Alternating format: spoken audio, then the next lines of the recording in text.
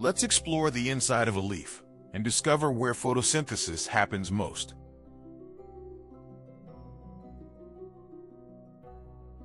A leaf has distinct layers.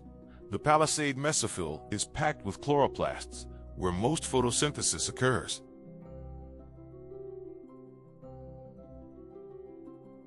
Light passes through the epidermis.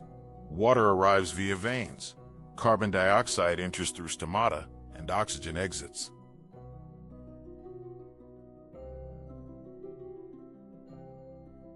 Inside each chloroplast, light energy converts water and carbon dioxide into glucose and oxygen.